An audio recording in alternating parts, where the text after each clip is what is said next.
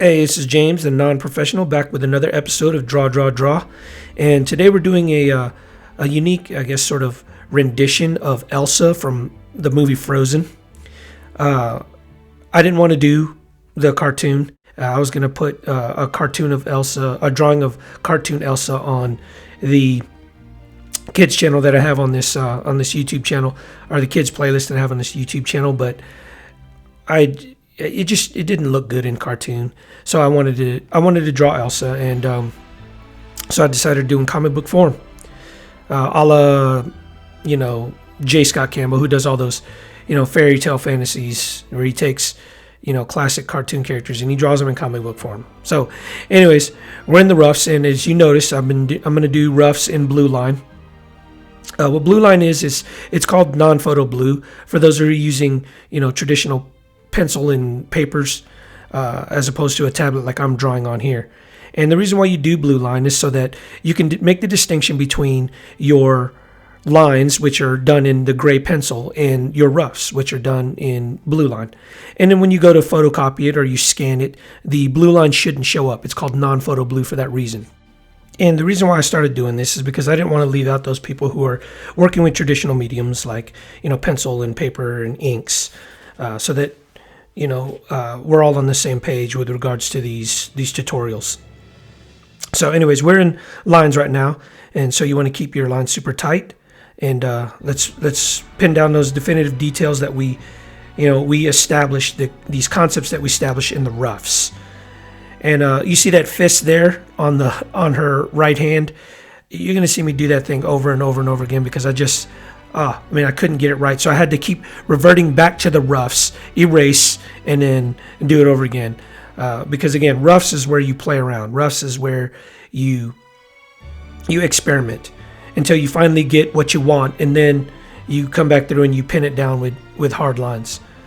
Especially if you're working with traditional mediums like pencil and paper, you want that blue line in order for you to just be able to mess up and not having to keep erasing it over and over, and not having to keep erasing the lines over and over and over again, because eventually you're going to ruin the paper itself.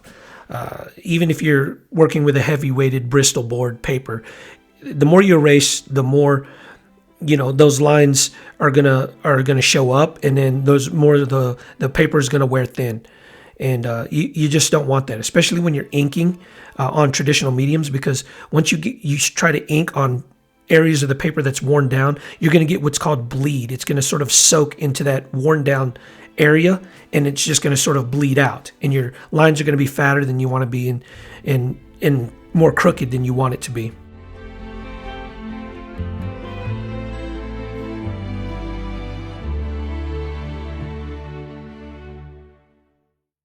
But I finally got her fist the way I like it, and that's the final product that you're going to see there, apart from the inks.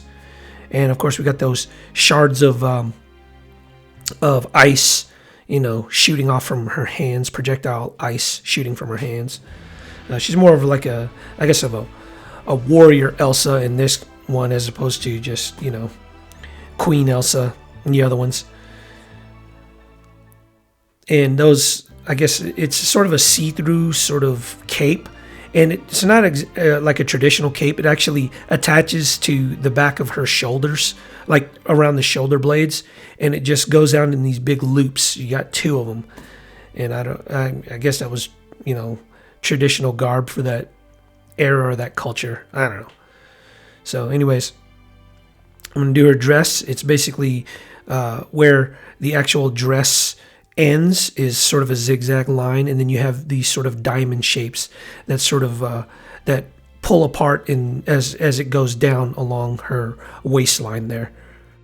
And above the zigzag line in the cartoon, they had these sort of diamond shapes that sort of, I guess, disappear, or like it was weird. Like the dress was almost like it fades into her skin, and you can't replicate that in black and white. You'd have to actually do that in colors, which we're not going to do here. But so that's why you have those little diamonds on the top above the end of her dress, or the top line of her dress.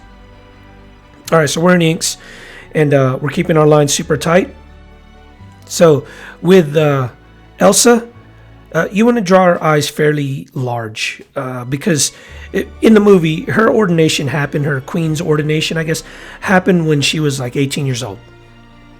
And the events of Frozen 2 happened, I think, just like a year afterwards. It's not too long after the very first movie. And so she's still fairly young. She's a teenager. And in order for you to make a character look younger, you want to go with larger eyes. It's sort of a Bambi-ish effect, like the deer Bambi. The younger Bambi was in the movie, the bigger his eyes were. Because like babies, I mean, their eyes are big on their head because, they're younger. They just have this sort of innocent look about them when you have bigger eyes like that. So anyways, that's why I drew bigger eyes on Elsa here than I generally draw eyes on a female when I do female drawings. And the shards of ice there, they're just, honestly, they were all just open lines, jagged, and the ends of them were just sort of pointed so that to represent just very dangerous sort of projectiles, ice shards that you just don't want to get in front of. So remember your 3 P's: persistence, patience, perseverance.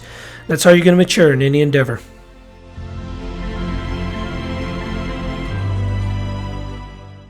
Hey guys, if you like my content, please like or comment below. And if you want regular updates, please subscribe to my channel. Thanks for watching.